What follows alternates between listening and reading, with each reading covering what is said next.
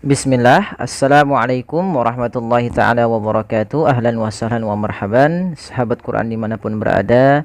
Kembali lagi bersama kami di Yufi channel Belajar Al-Quran, Mengaji Mudah, Singkat, Ilmu Tajwid.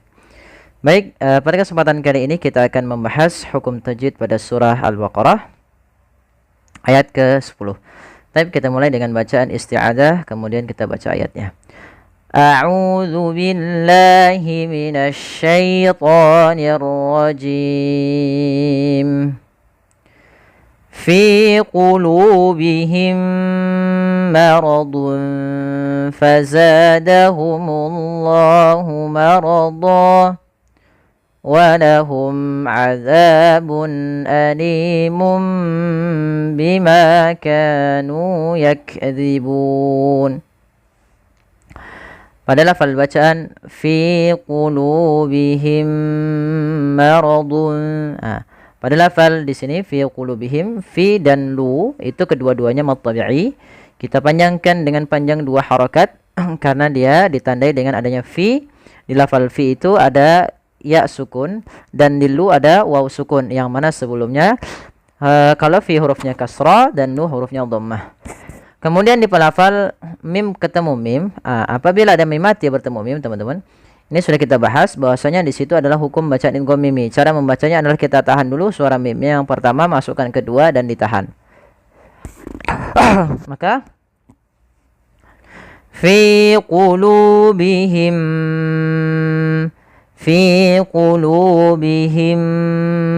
baru lepas. Maradun fazadahumullahu marada. Lafal maradun fa. Di sini ada tanwin bertemu dengan huruf fa.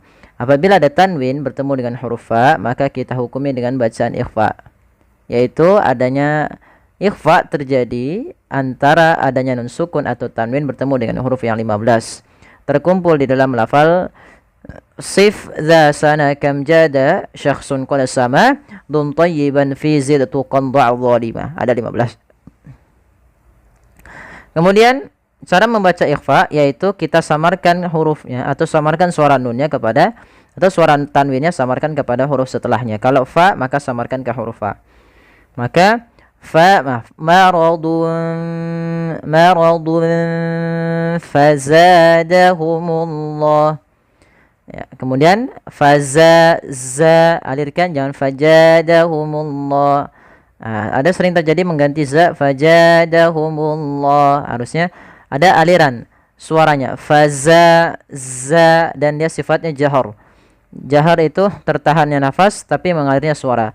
Fazadahumullahu marada. Pada lafal Allah tebalkan lafaznya dahumullah, munya tipis. Dahumullahu marada. Pada lafal marada di sini ada tanwin pada huruf dhad. Apabila ada tanwin pada huruf dhad, maka ini kita namakan dengan ada tanwin bertemu dengan huruf akhir di bacaan, maka ini kita namakan dengan bacaan mad iwad. Mad iwad itu apa? Mad iwad. Iwad artinya mengganti. Ya artinya dha-nya kita ganti panjang menjadi dha, bukan lagi dhon tapi dha ketika kita waqaf. Maka dinamakan dengan iwad karena dia menggantikan yang asalnya tanwin berubah menjadi panjang sebagaimana mad tabi'i. Maka marada. Akan tetapi kalau kita lanjut pada lafal maradun ketemu waw, maka di sini kita hukumi dengan idgham bi gunnah. Maka di sini kami tandai dengan bacaan idgham bi gunnah.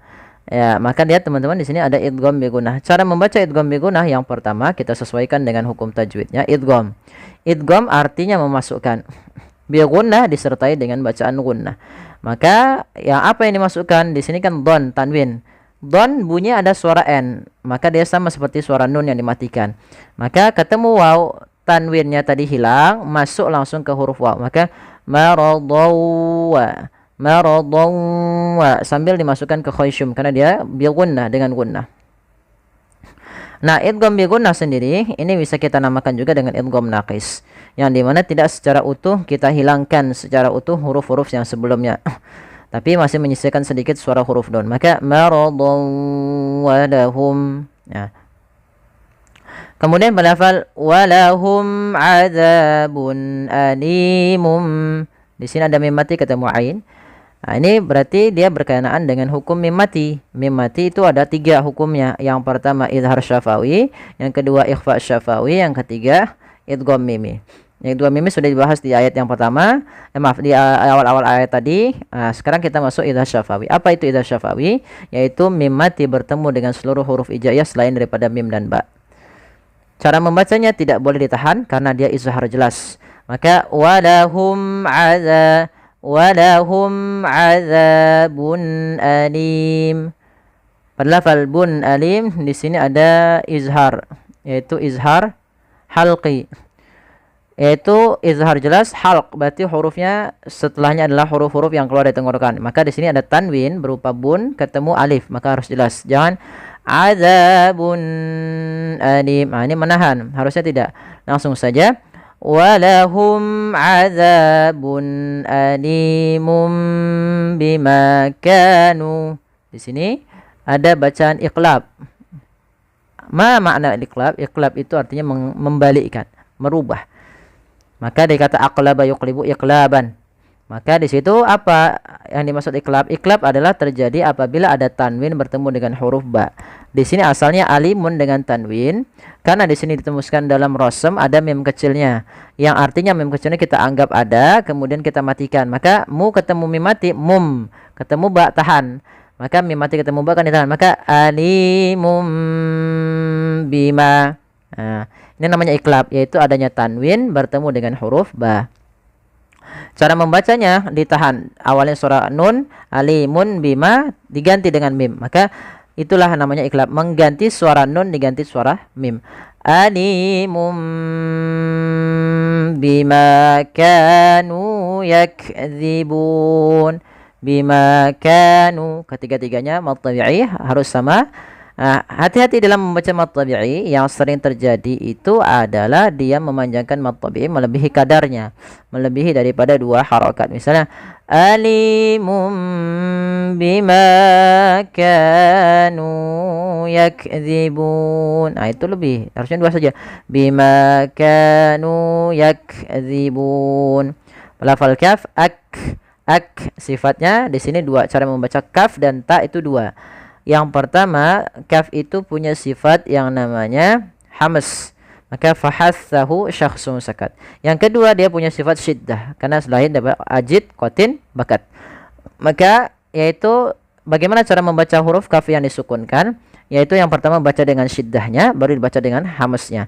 Syiddah berarti nafas, suaranya tertahan, nafas yang dilakukan ak.